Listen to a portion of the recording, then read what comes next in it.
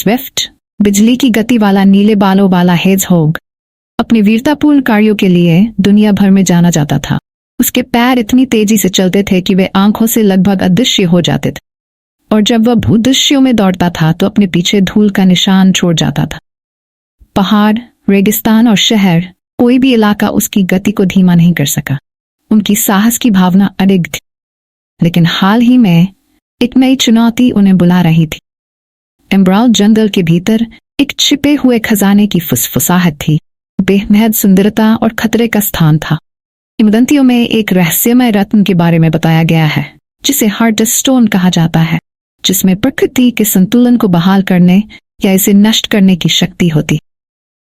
अपनी दुनिया के रक्षक के रूप में स्विफ्ट ने मणि को ढूंढना और यह सुनिश्चित करना अपना कर्तव्य महसूस किया कि यह गलत हाथों में न पड़े।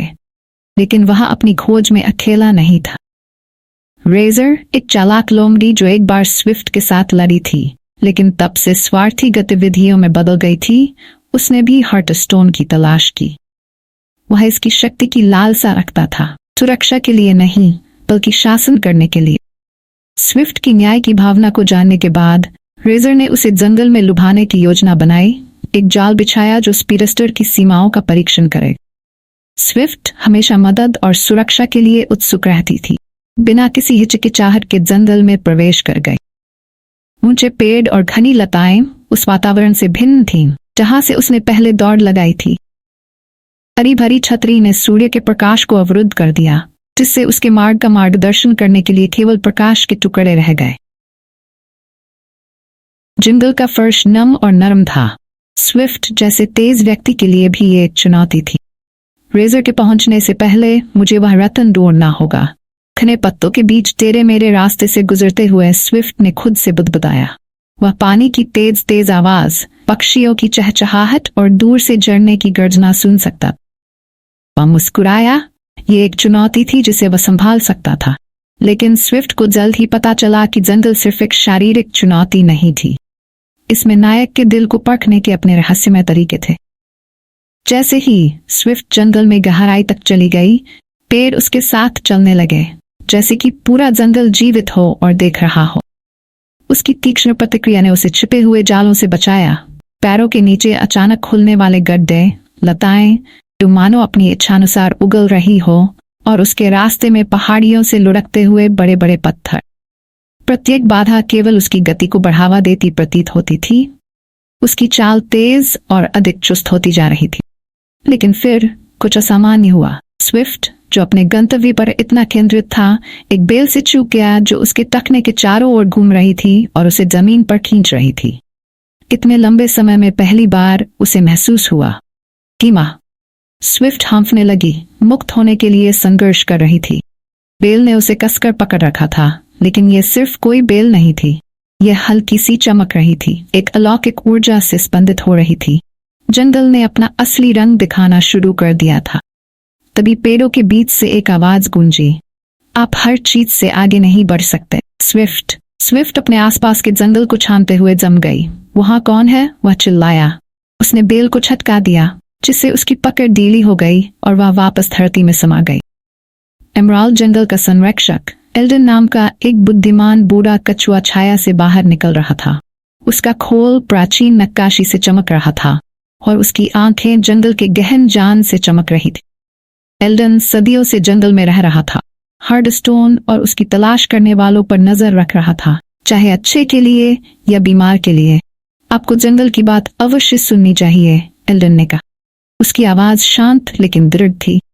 अगर आपको लगता है कि ये दौड़ केवल गति के बारे में है, तो आप हार जाएंगे। स्विफ्ट ने भौहें ऊपर उठाई। मैं नहीं हारता, कभी भी। एल्डन की निगाहें नरम हो गईं। तुम तेज हो स्विफ्ट, लेकिन गति ही एकमात्र ऐसी चीज नहीं है जो इस दौर में मायने रखती है। यह दिल, बुद्धि और विनम्रता की परीक्षा है। आप इसे अकेले नहीं कर सकते। स्विफ्ट ने भौहें चढ़ा दी। अपने अलावा किसी और पर भरोसा करने के विचार ने उसे असहज कर दिया। उसे हमेशा अपनी स्वतंत्रता, अपनी बेजोड़ गति पर गर्व था। फिर भी एल्डन के शब्दों में से कुछ उसके दिमाग में दूर तक गूंजती रही। एल्डन ने आगे कहा, जितना आप जानते हैं उससे कहीं अधिक दांव पर। हार्टस्टोन जीवित है, जंगल से बंधा हुआ है। यह अपने रक्षक को ताकत या गति के आधार पर नहीं चुनता है, बल्कि इस आधार पर चुनता है कि कौन वास्तव में प्रकृति के संतुलन को समझ सकता है। आपको सहयोगियों की आवश्यकता होगी, स्विफ्ट। यहाँ तक कि सबसे तेज को भी कभी कभी खोजने के लिए धीमा होना पड़ता है सही रास्ता। अनिच्छा से स्विफ्ट ने सिर हिलाया। दूसरों के साथ काम करने का विचार उसके लिए अजीब था, लेकिन बूढ़े कछुए के बारे में कुछ बात ने उसे सुनने पर मजबूर कर दिया। अंदर ही अंदर वह जानता था ये कोई साधारण जाति नहीं है। रेजर से पहले हार्टस्टोन को खोजने का दृढ़ संकल्प था, लेकिन ये जानते हुए कि वह इसे अकेले नहीं कर सकता, स्विफ्ट ने मदद लेने का फैसला किया। जैसे ही वह जंगल में आगे बढ़ा, उसे एक क्रिस्टल स्पष्ट धारा के पास इकट्ठा हुए जानवरों का एक समूह मिला। एक तोता, एक जगुआर और एक पेड़ मेंढक बातचीत में लगे हुए थे। जिप नामक चमकीले रंग के पक्षी तोते ने सबसे पहले स्विफ्ट को देखा। अच्छा, देखो कैसी हवा चली। आपको स्विफ्ट होना चाहिए, सबसे तेज हेजहोग।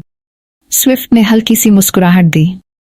आप यही समझे, लेकिन मुझे हार्टस्टोन ढूंढने में मदद की जरूरत है। जंगल मेरी अपेक्षा से खतरनाक है। जगुआर, चिकना और शक्तिशाली, आगे बढ़ा। उसकी पन्ना जैसी आंखें चमक रही थीं। उसका नाम लूना था। हार्टस्टोन कोई ऐसी चीज नहीं है जिसे हल्के में लिया जा सके। बहुतों ने कोशिश की और असफल रहे। आपको क्या लगता है कि आप सफल होंगे?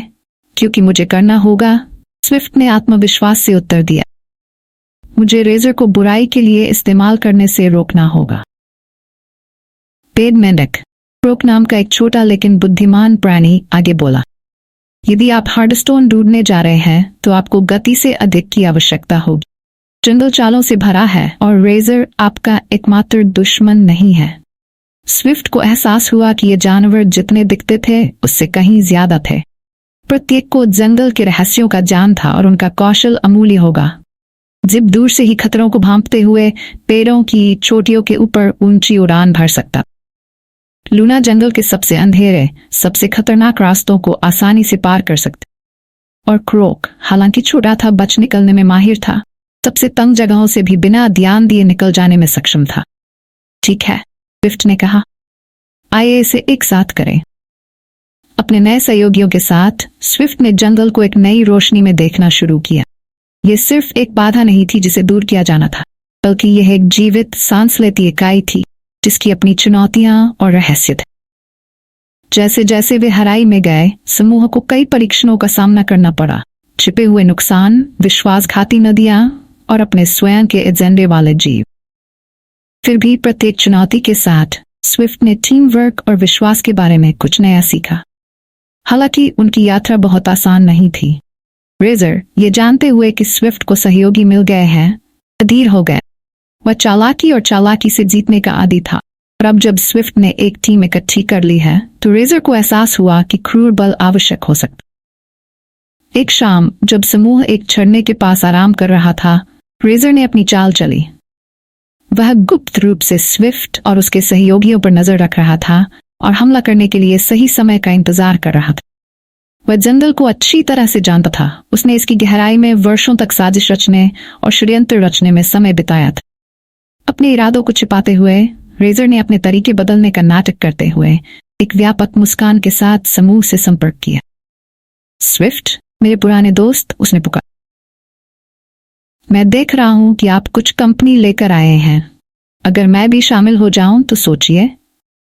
स्विफ्ट की प्रवृत्ति ने उसे रेजर पर भरोसा न करने के लिए कहा, लेकिन लूना, जो हमेशा सतर्क रहती थी, उसकी सांसों के नीचे धीरे से गुड़ाने लगी। वह झूठ बोल रहा है, उसने स्विफ्ट से फुसफुसाकर कहा। मैं इसे सूंघ सकता हूं। हालांकि रेजर के आकर्षण ने स्विफ्ट को छोड़कर किसी को भी मूर्ख नहीं बनाया, तो एक पल के लिए झिझक गया, यह सोचकर कि शायद उसका पूर्व मित्र अंततः उसके होश में आ गया है। इससे पहले कि स्विफ्ट उत्तर दे सके, रेजर ने अपनी चाल चली। क्रोक की ओर झपटते हुए हार्टस्टोन के मानचित्र को हथियाने की कोशिश की, जिसकी मेंढक रक्षा कर रहा था। जिप ने काव काव करते हुए झपट्टा मारा और लूना ने झपट्टा मारा, लेकिन रेजर उससे कहीं अधिक तेज था जितना वह देख रहा था। उसने नक्शा छीन लिया और जंगल में गायब हो। स्विफ्ट ने अपनी मुट्ठियां भींच ली। हमें उसे रोकना होगा। वह हार्टस्टोन का इस्तेमाल अपने स्वार्थ के लिए करेगा। एल्डन के शब्द उसके दिमाग में गूंज उठे। आप हर चीज से आगे नहीं बढ़ सकते। स्विफ्ट दृढ़ संकल्प से प्रेरित होकर स्विफ्ट और उसके सहयोगी रेजर के पीछे दौड़ पड़े। लेकिन स्विफ्ट के भीतर कुछ बदल गया था। अपनी गति पर आंख मूंदकर भरोसा करने के बजाय उन्होंने अपनी टीम की बात सुनना शुरू कर दिया। जिप आगे की ओर बढ़ा। लूना ने रास्ता साफ करने के लिए अपनी ताकत का इस्तेमाल किया और क्रोक ने उन्हें जाल से बचने में मदद की। साथ में वे तेजी से और होशियारी से आगे बढ़े। जैसे ही वे उस मंदिर के पास पहुंचे जहां हार्टस्टोन छिपा हुआ था, जंगल ही उनके खिलाफ खड़ा होता दिखा। बेलें उनके पैरों पर चटकने लगीं, जमीन हिल गई और जिन जानवरों को उन्होंने पहले कभी नहीं देखा था वे छाया से बाहर आ गए और उनकी प्रगति को रोकने की कोशिश करने लगे। लेकिन स्विफ्ट अब पूरी तरह से जंगल और उसकी टीम के साथ तालमेल बिठाकर उद्देश्य के साथ आगे बढ़ा। वह सिर्फ दौड़ नहीं रहा था, वह नेतृत्व कर रहा था। जैसे ही रेजर हार्डस्टोन पर अपना हाथ रखने ही वाला था, वे मंदिर पहुंचे।